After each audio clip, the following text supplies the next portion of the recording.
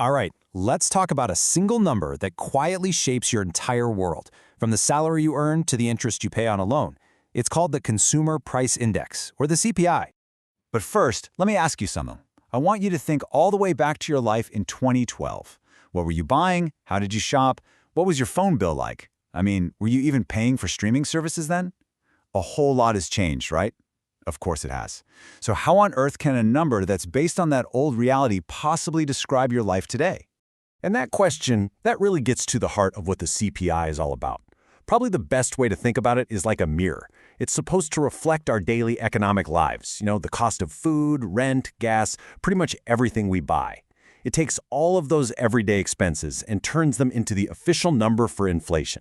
Okay, so let's really get into it.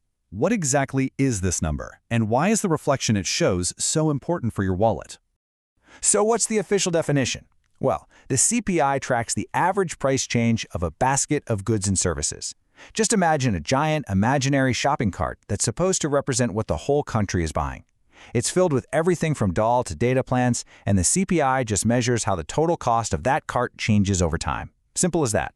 And this, right here, is where it gets personal. This one number connects directly to your money. The CPI helps decide those cost of living adjustments for salaries and pensions.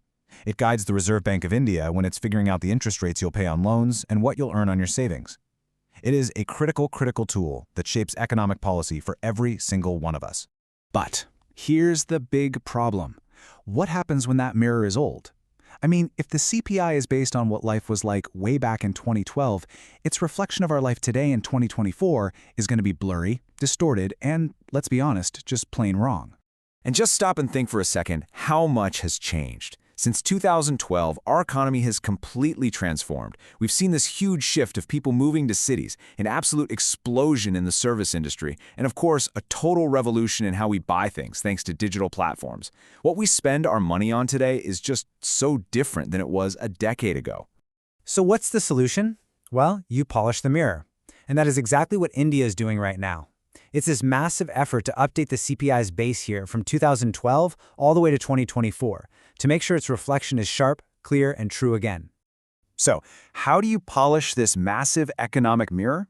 Well, it really comes down to 3 key steps.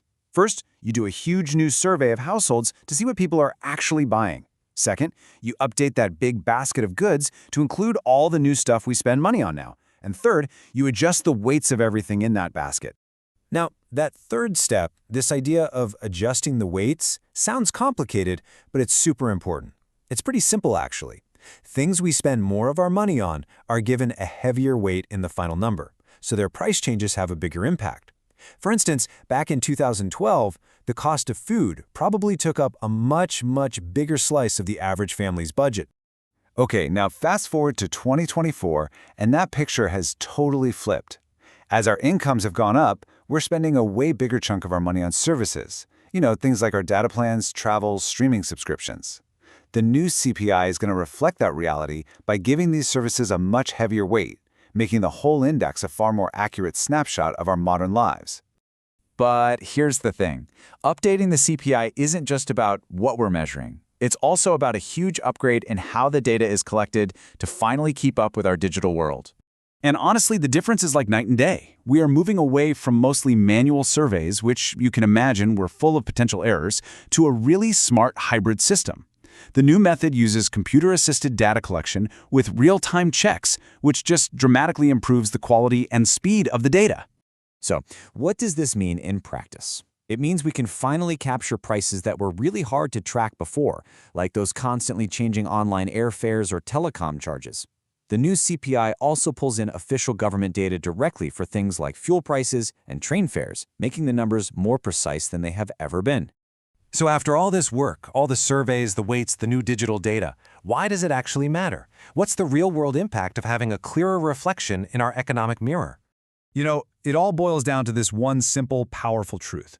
When our measure of inflation is actually accurate, the policies that are designed to manage it are just better. They're more effective. The government and the Reserve Bank of India can make smarter, more responsive decisions because they have a real picture of what people are actually going through.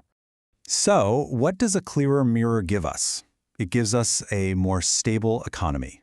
It helps all of us make better financial decisions. It brings our country in line with international standards. And maybe most importantly, it provides an honest, up-to-date picture of our nation's true economic health.